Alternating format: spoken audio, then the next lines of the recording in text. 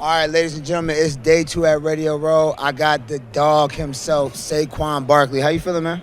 I feel great.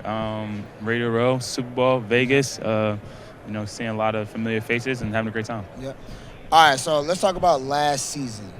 How would you grade your performance on the field last year? How would I grade my performance on the field last year? That's a great question. A lot of adversities, not just only through myself facing the ankle injury, but just throughout the team. But I think every single day I came in with the right mindset. I made some plays. Still had almost 1,300 all-purpose yards and 10 touchdowns. So it's not a bad year. Obviously, I always aim for higher. But I feel like with the situation, I try to make the most of it. And also, it's a beauty in it is you can learn from it and try to get better for the next year. Right. All right, so you guys know I'm an ex-Dallas Cowboy. This dude used to run up and down the sidelines on us. So I'm ready for him to leave the Giants, okay?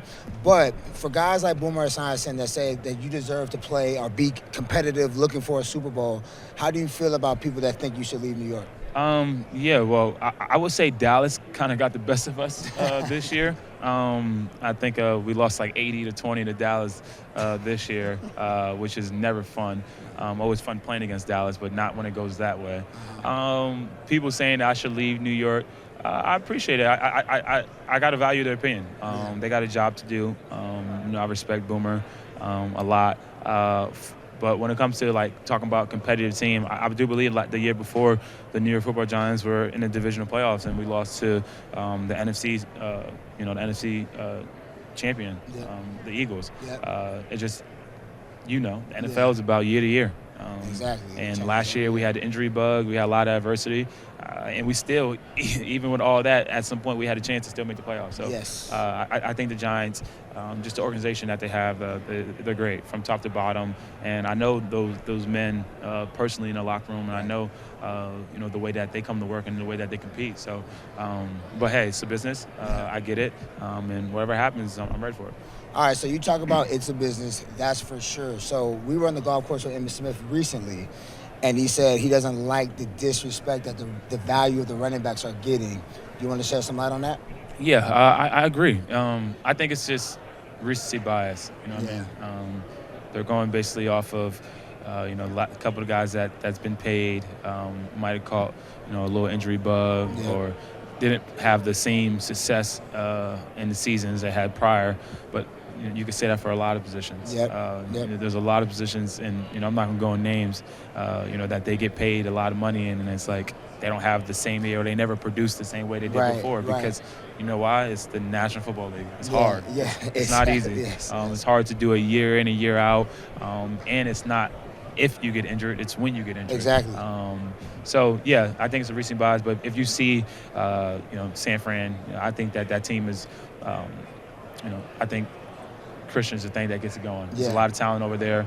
There's a lot of moving pieces. But that's a running back right there that's doing it. I think Derrick Henry's been doing it for years. A lot of people didn't try to give me credit last year, but when the New York Football Giants made it to the playoffs last year, I feel like I was a big focal point and a big reason of that. So everything's always going to straighten itself out. Sadly, it didn't happen last year when I needed it the most probably. But everything happens for a reason. I learned a lot from that too. I feel like you took that with grace, especially in the media.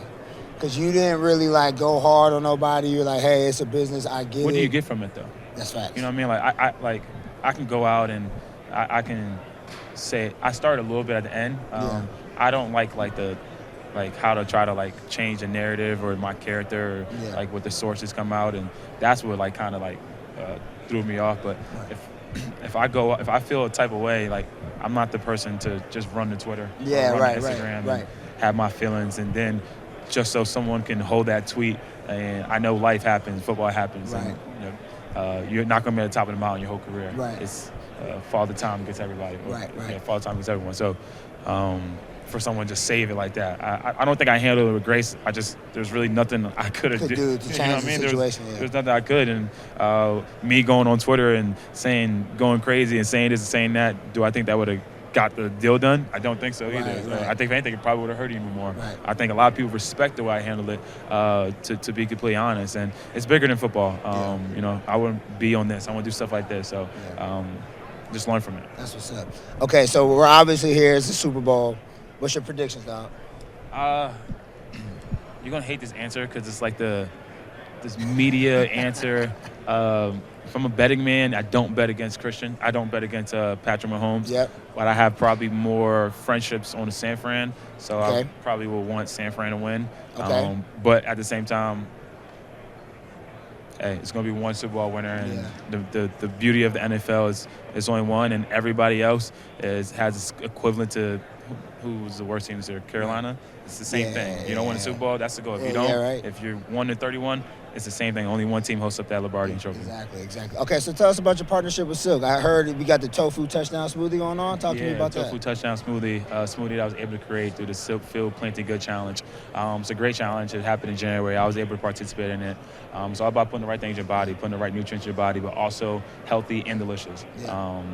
That's tough. And when you think of athletes and you think of football players, you think of loading up on carbs, you think of meat, and it's not always that. And I think people overcomplicate breakfast. They try to do too much, and why not just start your day off with a tofu touchdown smoothie? And it's easy, and it's a great ingredients, and you know it's going to be great for you. Yeah. Saquon Barkley, you might catch me and him on the golf course soon. Yeah. What's your handicap? It's a 6. Oh, damn. So I'll give you a couple strokes. I'll give you a couple strokes. I got a lot of work to do. I'll get you right. I'm not playing no more, though, so I got time. I got time on my hands. Ladies and gentlemen, Saquon Barkley.